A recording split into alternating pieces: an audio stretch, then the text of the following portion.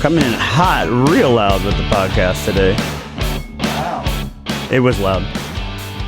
Would you turn down? Yeah, you did 2, not 1. Oh, meow, meow, meow, meow, meow. Christian can't hear. It's been turned down the whole time. No, 1.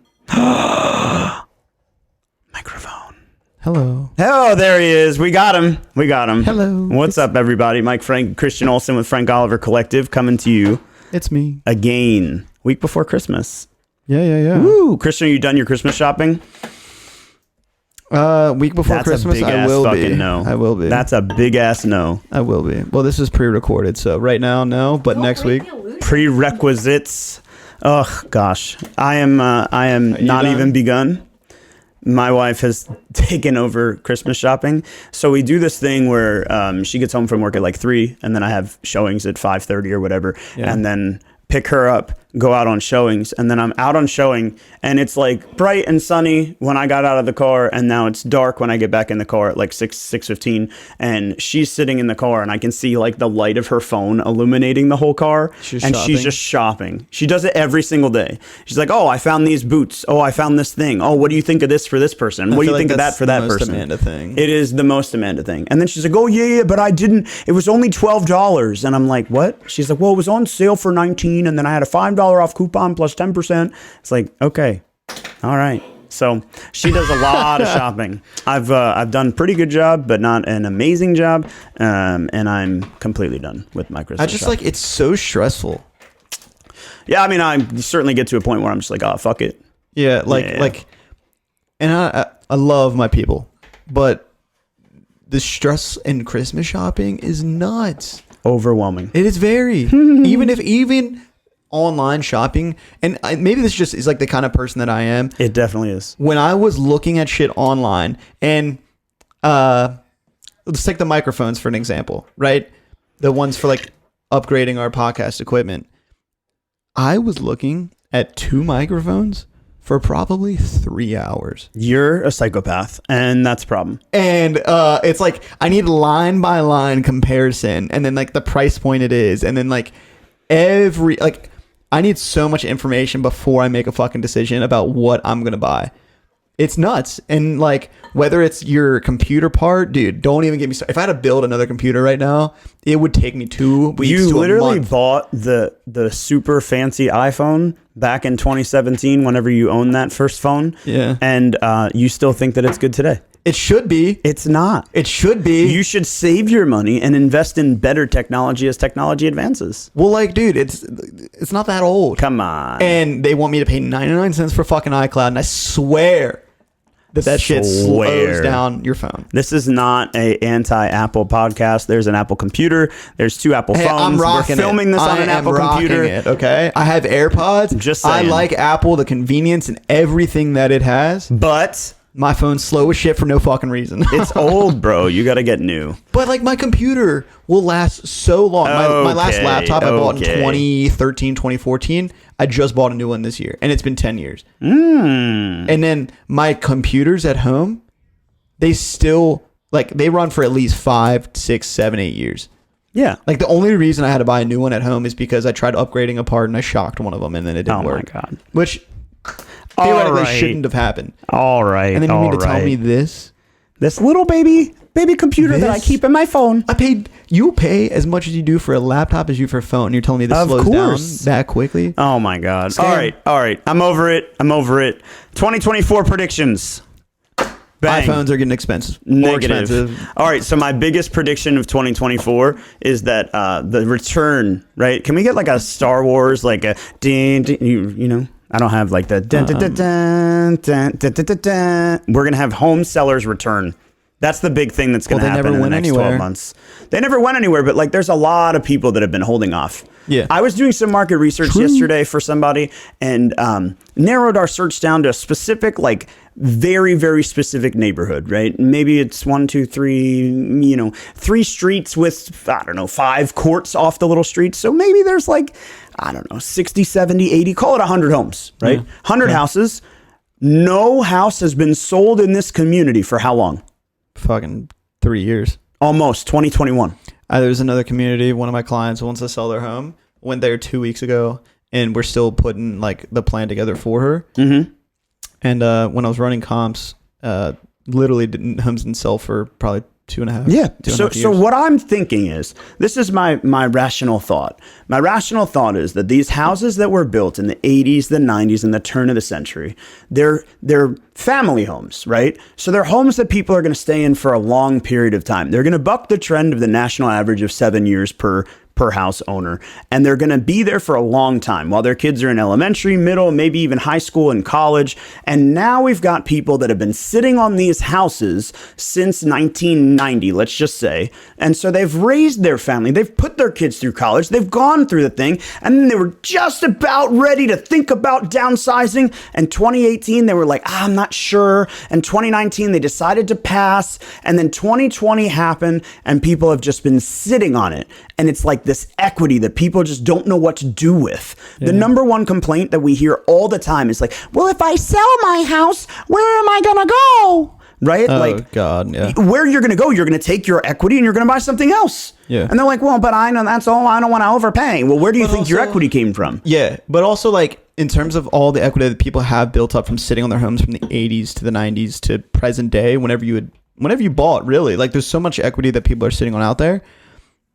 You could probably buy your home in cash. That's a big piece of the puzzle, is going back to what you said last time, talking about setting your expectations correctly. Home sellers that have remained on the shelves for the last 5 years. We're just going to call it 5 years. 19, 20, 21, 22, and 23. 5 years. Home sellers that have remained on the shelves are going to come out in droves.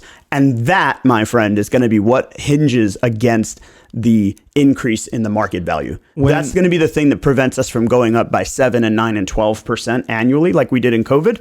But it's going to be the thing that helps us continue to proliferate this growth and driving market appreciation by that 1 to 3%. Yeah, I'll be curious to see when the timeline of those sellers coming to the market versus the timeline of the buyers. Will you see actually a surplus of inventory versus where we've been at for the past? No way. Yeah, I mean, I don't think so at all. I think what's happening is buyers have been waiting. Buyers have been preparing, tantalizing themselves with the opportunity. They're ready to go. Buyers are ready to go. They've been sharpening their and knives sellers and are ready to go tools too. The sellers have a definitive jump in the pool. Yeah. Buyers can go wade in the shallow end before they jump in. And but so also, like, that's my big prediction right now. I was chatting with a guy, still am, by the way. He wants to purchase a new home. He wants to sell his. He has a lot of equity built up. He could purchase his home in cash, and I think he rightfully should. He'll still have money in his pocket after purchasing his new home in cash.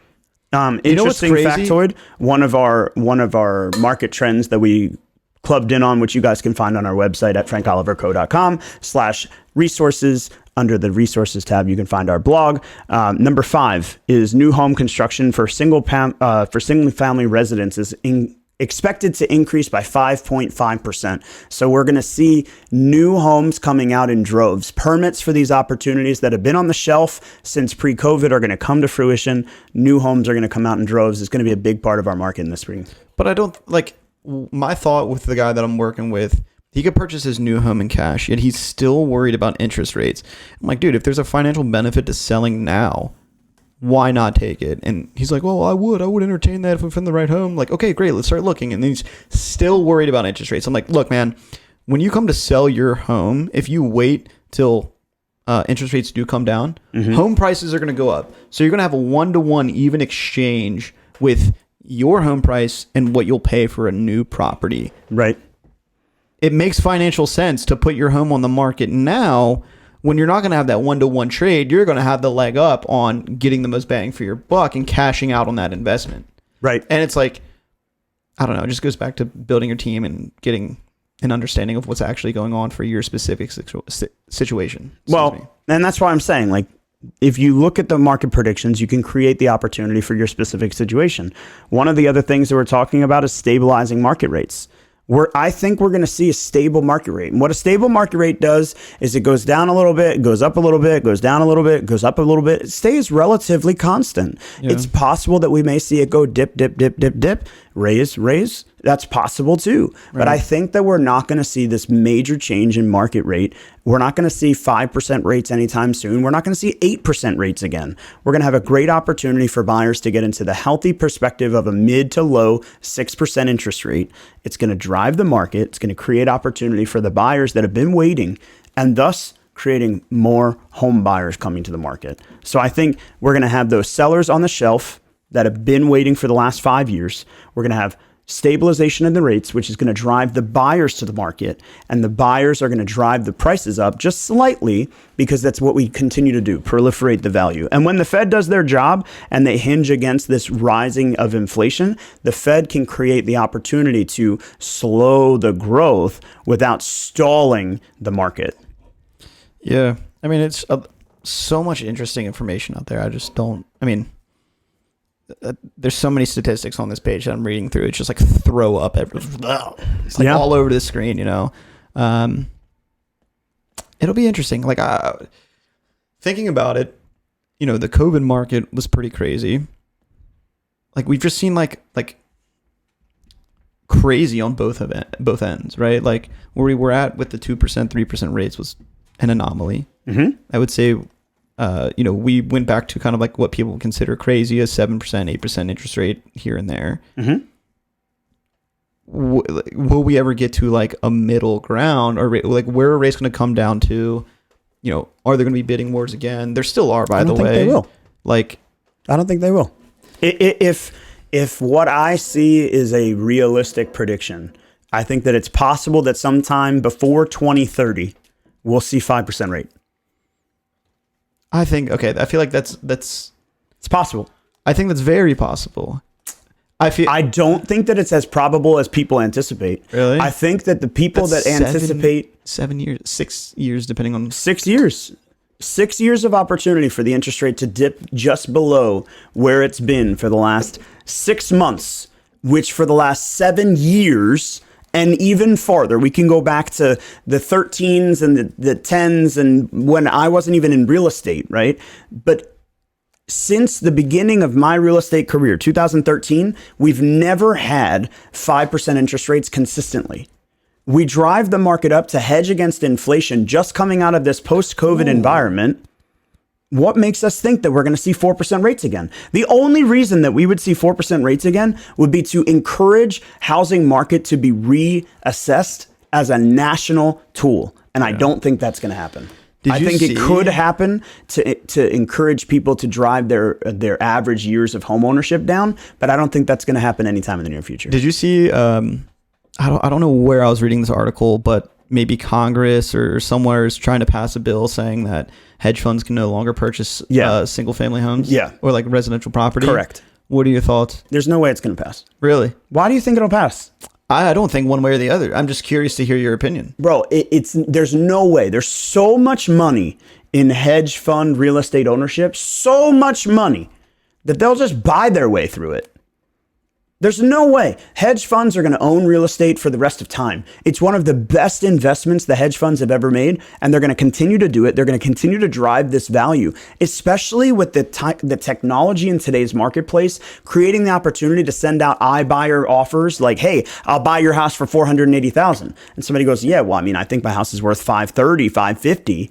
But like the hedge fund can go in and buy it in cash for $480,000 with no real estate, no cost, no transfer, nothing. And yeah, they're paying a top dollar, but they're going to see a rate of return that's almost unmatchable. And on top of anything, it's the only thing that can balance out an economic plan that can balance out what's happening in the liquid cash market, right? So stocks, investments, bonds, treasuries, things like that, liquid cash, right? Now you have an equity growth. Liquid cash, equity growth, these two things grow together. You have structure and trust and balance behind, you know, a little bit of risk and a little bit of opportunity. And the hedge funds can really grow dramatically in that way. There's no way they're going to get out of it. I don't know. I'm just thinking of like, if they change that law so where they no longer can purchase it, what would be the repercussion? It'll never happen. But like, what if? Like I want to play devil's advocate on here. I'm with you. I understand what you're saying. I'm with you. The only thing that I can say is that you can't take away ownership. So you changed the law, right? Enacting in October 1 of 2026, XYZ. What are you going to make? You're going to force them to sell them? What about Fannie Mae? What about bank owned? What about foreclosure through real estate rights? I mean, all of a sudden, investments like so BlackRock can't create an opportunity to, double down on their investment by capitalizing on primary residence portfolio. It doesn't even make sense. Yeah, it's never going to happen. Never. Because okay, so now you're segregating, some segment of the financial world, and I don't know how you decipher. I'm not as well versed in this as enough, but like some segment of the financial world away from LLC and corporation. Well, that's what I'm. How the fuck do you do that? Right. That's what I was thinking. Because being a business owner, self-employed, like I created an LLC this year. Kind of neat, but kind of stressful at the same time. But like, what would differentiate me purchasing a property under that company versus like this hedge fund? Yeah, we're two totally different companies, two totally different like values and net worths, whatever it may be. But like fundamentally, it kind of the same without going down a rabbit hole. Well, but also at what level does X equal Y? At what point does X equal hedge fund versus, 7 guys that got together that started an LLC with, $2 million in cash? Yeah. It's impossible. It's never going to happen.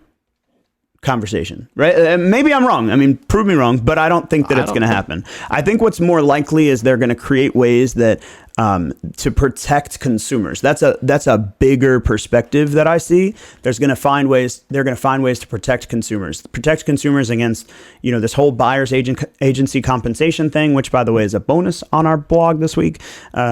They're going to find ways to protect sellers against the opportunity of not knowing or not understanding. They're going to create opportunities to protect consumers against non-resident corporations. And I think that's a reality. But I don't think that specifying something as broad as hedge fund or investment corp, or I don't know how you specify that, but there's just no way. Yeah, and I feel like just understanding how the United States is run and the rights that you have, I feel like you can't take away that ability. Bro, right now, rights are fucking on the table. Yeah. Rights are on the table with everything going on with, the major universities, and I'm not trying to name names or pick sides, but with everything that's been happening with the freedom of speech, that is a fundamental right in our country. And people are essentially limiting the freedom of speech by exercising their power. Yeah. Right? Like the control that they have over one another. It's bro. Don't even get me started. It's wild to think whole new podcast topic. that these things are intersecting right now. Like real estate and then the rights. Bro. And like coming into real estate, having to learn everything to where we've gotten to this point. There's been so much that has changed in the world, in this nation, to get to where we're at today. And to think, again, being in 2023, almost 2024, that rights are coming up. I don't know. It blows my mind. Like, when you're a kid, you think the world is all figured out. There's answers for everything. And as you get older, it's like, fucking, no, we're not even close. Not even remotely. I mean, I think the biggest challenge that we have is... people just don't know. They don't know how to navigate. They don't know how to deal. They don't know how to understand. They can't focus on, the uncertainty and try and learn. Yeah. I think the challenge that we have in real estate specifically as it pertains to people's education is that people come out with, what do they call it? Like a back home education, where they come out with somebody that said something, or my grandma did this, or my dad said that, or my best friend did this. And that becomes their knowledge point. Like Thanksgiving table talk. Yeah, right. Like that's their understanding. I mean, I had a conversation with a buyer this morning that wanted to talk about grant programs and down payment assistance as it pertains to multifamily. And then she wanted to talk about how she could only buy a 2-unit multifamily because she couldn't qualify for a 3 or a 4 unit. And I'm like, that doesn't sound right. Yeah. I mean, it's possible. I don't know. And she's like, well, this person told me. I'm like, all right, well, let me get with your loan officer. Let's look at your situation. Let's figure out why you might not qualify. What program are you taking advantage of? Because I haven't heard of it, but it doesn't mean it doesn't exist. Yeah. But the challenges that someone once told me doesn't equal I'm building my team. I'm building my structure to create the opportunity for myself to be competitive in an uber competitive market. How many buyers are out there? Fucking one more than one. There's only one buyer for every house. All you need is two. All it takes, yeah. Right? Yeah. Like one more than one is all that matters. You have to be ready to be competitive, be aggressive. And I think about how many times in my career I stalled people from, really going after a house that they wanted, whether it was over 2,000 or 10,000, and I stalled them for whatever reason. And then lo and behold, they lost out on the house. 10 years later, that house is worth 100 grand more, 200 grand more, 400 grand more. Yeah. Like in some cases, significant amount of value. And it's like, because you're not taking the time to really build your knowledge in the marketplace. Just for even me, I kind of have an idea, but like for people listening, what is an iBuyer? Internet buyer? Well, I mean, an internet buyer, sure. Call it an internet buyer. It doesn't matter. It represents the technological advancement of corporation to make straight offers. Okay. Right? So iBuyers are coming in different ways. Some could make an argument that there's been many big iBuyer programs that have sort of morphed and hybrided into the standard real estate space. But you've got companies that are coming in offering cash incentives, offering ways for sellers to sell with less stress. And they're not a primary owner occupant. They're not looking to buy for themselves. They're looking to buy for that company's intention, if you will. Right. Whether it's buy, flip, fix, rehab, sell, or whether it's just straight buy for low and sell for high. There's a lot of opportunity. And I think that the challenge is that in such a personal industry, an emotion-filled industry, both on the sales side as well as the purchase side, the iBuyer technology concept makes a lot of sense, but it doesn't play into the emotion. Yeah. It doesn't say like, oh, I want to own this home for this much money. And that's why Zillow lost, I don't remember what the number was. It's like $400 million in a quarter on their iBuyer program before they shut it down back in 2022, if I remember correctly. Yeah. But it's like, $400 million gone in the wrong direction because they can't understand why buyers from this marketplace wouldn't pay that price for that corner. Yeah. But a buyer in the marketplace would understand that it's, I don't want to pay 20 grand more or 20 grand less. And 400 million means that 20 grand happened how many times? It's like, that's interesting. I mean, it's a crazy, astounding technological failure. But the fact is that technology can't account for things like road work. It can't account for things like expansion. It can't account for things like higher traffic areas versus lower traffic areas. I'm not saying the technology can't say that this is a busier road, but what it can't amount for is in the community of Guilford, which is the most expensive community in Baltimore City, by far, like hundreds of thousands of dollars more by average, there are 3 tiny little courts. York Court 1, 2, 3. All 3 of them are in the community of Guilford. All 3 of them face what is York Road at that point. 1 block south that turns into Greenmount Avenue, and 1 block south, there are $400,000 houses that sell. So why is York Court not worth the premium that Guilford is worth? Technology cannot understand it, but I do. No, I'm with you. So it's like, it's a lose-lose proposition by taking out the emotion. If real estate was strictly numbers and business, we would talk about square footage. But in Maryland, in my assessment, we don't talk about square footage. It doesn't impact value the way it does in other cities. And I like to use New York City because 1 square foot has a very, very vivid value in New York City, but in Baltimore it does not. Yeah. Is Guilford the one that we door knocked? No way. We would have been arrested. Where did we go door knocking? I don't know. Like a townhome. It was a knocking? townhome community, but I feel like it was not in the city. It might have been Baltimore County. No, that was Wellington Valley. Yeah. Okay. Love that neighborhood. Okay. No. Guilford is just south of Cold Spring Lane, right there by Loyola University, north of Hopkins, south of Loyola. west of York Road, Okay. east of Hamden. Okay. Guilford is one of the most prominent communities, Georgian houses, federal style houses, just a beautiful community. But York Court is right there in Guilford, very, very vividly, but it just doesn't hold the value that Guilford has. Not the zip code, not the communities, not the comparables. It's very, very unique. This is a pretty interesting thought. So normally as a like Baltimore market, we'll just call it, right? Mm-hmm. Where we are, we don't have many people coming to Baltimore, right? Like moving into the city, like from other major cities. Understood. With rates projected to come down, with it projected to be a busy season in 2024, with sellers, with buyers, do you see more people moving out of the area to downsize? Like these people have been sitting on their equity for a very long time. Do you see more people like Baltimore possibly turning into a different market where more people will move here? Big questions. Lots of it's answers. like for my parents not living near Baltimore. I mean, I guess we're kind of near Baltimore. We're like an hour out, 50 minutes. Right. Still, like we can drive that, and we can make a day trip out of it. Do whatever. They would like to move to Florida, right? So like Maryland itself. So there's a lot of answers to your question, right? The first piece of the puzzle is most people won't downsize to Maryland because of tax. They want to go to a tax-friendly state, retirement-friendly state, pension-friendly state. So that's the first thing. But the other dichotomy, and this is what you need to know about Baltimore. If you're not from here, you won't get it. And if you're from here and I hurt your feelings, I'm very sorry. I'm just going to try and be as like fucking straightforward as possible. But Baltimore City is one of two cities in the country that is surrounded by a county that does not encapsulate the city. The city itself is its own county, like legal county in the country. Baltimore and one other city. LA? Nope. Really? Nope.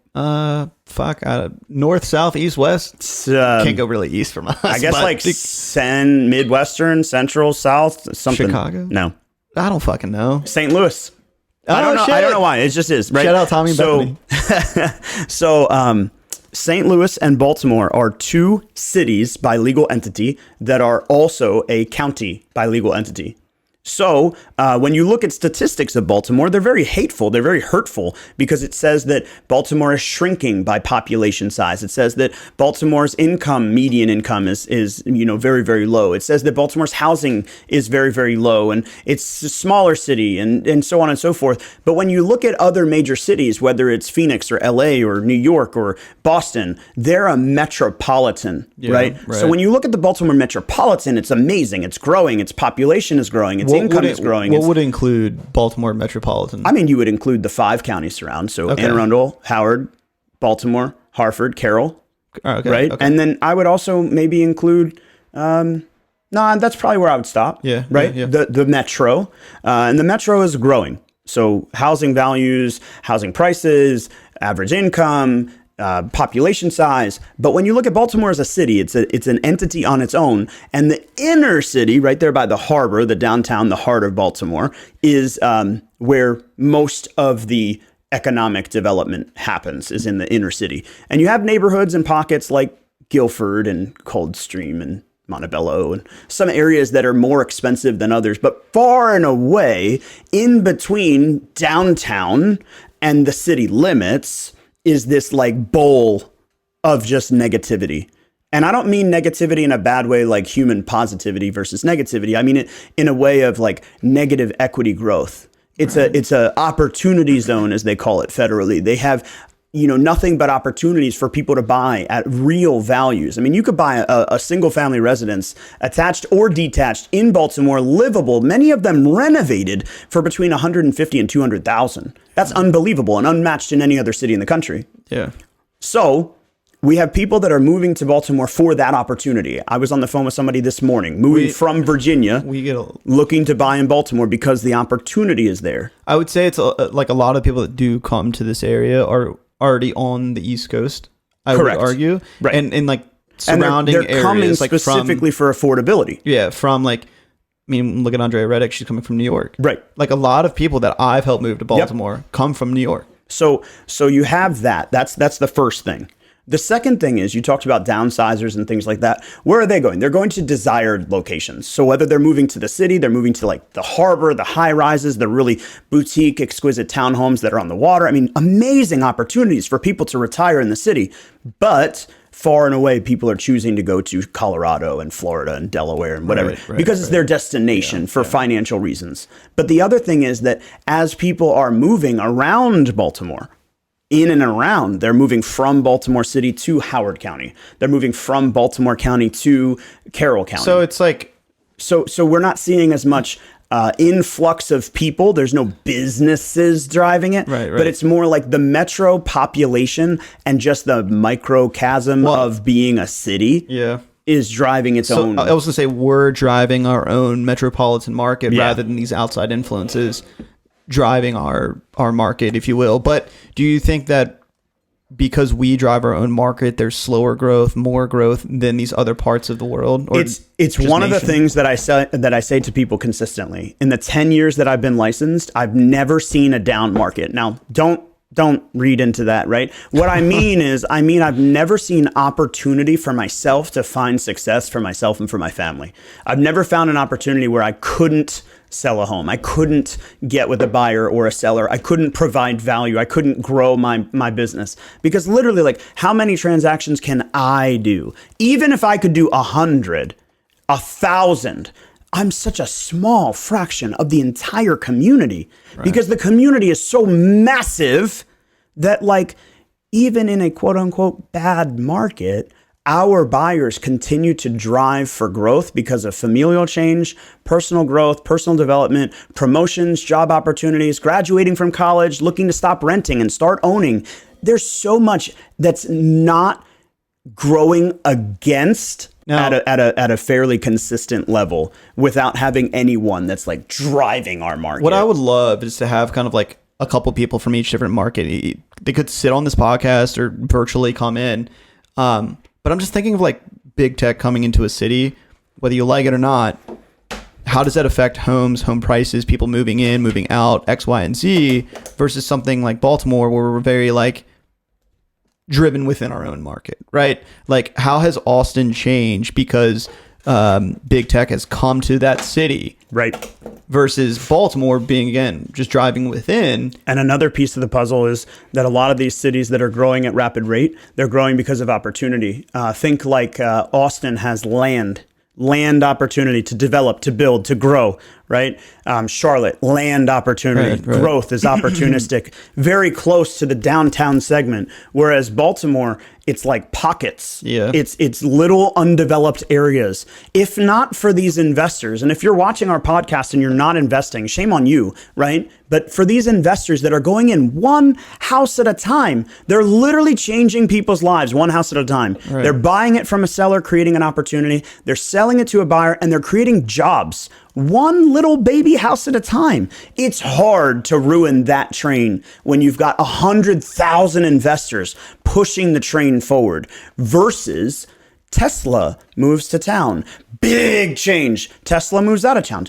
Big change, right? Like it's hard to stop the little promotion of the neighborhood that could. Right? That's so cute. Neighborhood that could. But I do think as you've looked at some of these other crazy markets, and don't quote me on the Austin thing, but I'm going to use Austin as an example. Austin saw crazy rapid growth, especially through the end of COVID, when people were moving out of big cities in California specifically and moving to Austin, moving to Texas for different reasons. And then all of a sudden they had this like slowdown of technology for whatever reason in the last 12 months. And now it's like, I can't sell a house. I can't find a buyer. I can't do this. I can't do that. We don't have those things. They do happen, but like, there's so much opportunity here in Baltimore, in Maryland as a whole. It's crazy. And then you add in, and last thing I'm going to say on this little rant, and then you add in the ease of communication. ease of commuting. Sorry. That's what I was going to say. Right. That's what I thought you were saying. So if somebody wants to live in, 2 acres with trees and a nice house and a long driveway with a little, U shape at the top and blah, blah, blah, blah, blah. They want to put a pool in their backyard and they want to put their kids into a good school district and they want to do this and they want to do that. But they live in DC and they want to get out and they want to buy something nice and they make 112 or 120 or 130 and their wife is, a teacher and she's making 70, 80 grand. If they have the right liabilities and everything's lined up, where do they buy? Dunkirk. Right? Beautiful community, very, very expensive for what most people can afford, but it's an amazing opportunity for people to move out of DC. What is it, 35, 40 minutes to DC? From Dunkirk? Yeah. Yeah, in between 30 and 40. That's what people do here. That's what my wife does. She commutes 40 minutes to work every day. But it's such a far distance, but it's a commute. Whereas in LA, you want to be 2 exits down the highway because it's going to take you 30 minutes to get those 2 exits. So we have people that'll commute to Baltimore City from Carroll County, which is easily a 45-minute commute, but it's way far away. It's opportunity to own land and ponds and all the beautiful things.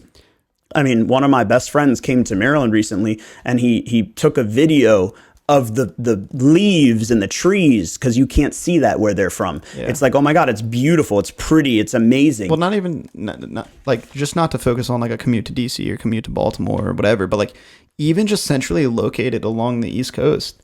Like the people that come down from New York, oh yeah, I can just jump on the highway and go back up to New York, visit my family. Train. Or even like the Carolinas, if you want to go to DC, if you want to go to Philly, Pittsburgh, New York, a lot, Boston, shit, like a lot of these major cities are a stone's throw away. Like it's not far. There's a lot of easy commuting, traveling, whatever you'd like to call it. And I think that's kind of neat just to see the... Well, I think we hit it nail on the head. The reason that our market continues to grow at a very stable and progressive rate is because there are people here that have life events that create opportunities for themselves to stay and build a family and create opportunity for generational wealth by buying real estate. And then they're just flipping that into their next one and flipping that into their next one and flipping that into their next one. Yeah. It's the little investors that started it with their first investment. Then they buy their second and third and 10th. And all of a sudden they've helped 10 families. But now all of a sudden their family can afford a home that they've never been able to afford. Right. It's like this little microcosm of development that doesn't exist elsewhere. If I don't know if it's something that we could do, because I feel like it's a lot of data and information, but like these like microcosm of like people buying these homes, renovating them, and like the inner fueling of Baltimore market, what does that look like over 10, 15, 20 years? Could we compare it to St. Louis and like what they're doing? Maybe, maybe not, because it's 2 totally different markets, right? But like, how does the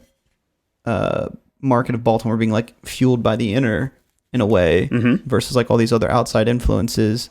What does that look like over a 10, 15 year period, 20 year period versus some of these other cities? Like Austin, like you said, kind of slowed down somewhat, right? But like, Baltimore having so much activity within, where does that change if it does? Yeah, I mean, I don't know. I think that's definitely an economics discussion. I don't know. For maybe a college class or something, but I think the reality is that the market's going to continue to grow in Baltimore. Oh, yeah. Prolonging community development and other things. We haven't even gotten into like the advantages to buying in Baltimore City, the grant programs that are available, all the wonderful things that Live Baltimore is doing. By the way, Live Baltimore hosted us for the monument lighting ceremony last week. It was amazing. And what do you mean they hosted us? They had a monument lighting ceremony party. Yeah. That's and they cool. did it was, I don't know. You have to go next year. It's really cool. Well, I saw you were there, and I was like, I wonder, like, did you just go to go? Is this like open to everybody? Basically, yeah. It's the monument lighting. Anyway, wait. So, but there's great programs and great companies that are out there trying to drive home ownership, creating opportunity for people to invest in themselves and creating, wealth and generational creation here in Baltimore. There's so much land, there's so much development, there's so much opportunity, and that's what's really driving, I think, our market to continue to grow. As those houses get swallowed up and they become 180 and 250 and 300 and $400,000 houses, well, the market around them grows as well. So, we're going to see a really strong spring market one way or the other, whether there's lower interest rates or not. I think the people that take advantage of it earlier and they have the opportunity to refinance are the ones that are going to really capitalize on it. Yeah, just start building your team. Let's get ready for 2024. If you're not having the conversation yet, you better start. Damn. We're always here for you. My name's Christian Olson. You can find me on Instagram, Christian the Deadhead. Christian the Goosey Head. Or you can reach me on Instagram, Michael Frank ____, and we'll talk to you guys real soon. Later. What's up, guys? Thanks for watching. For more information on the housing market, Real Estate 101, how you can leverage your position in today's market, and so much more, click on the link below. If you like this video or have a burning real estate question you'd like us to answer, leave us a comment and let us know. Don't forget to like and subscribe so you never miss an episode, and we'll see you again real soon.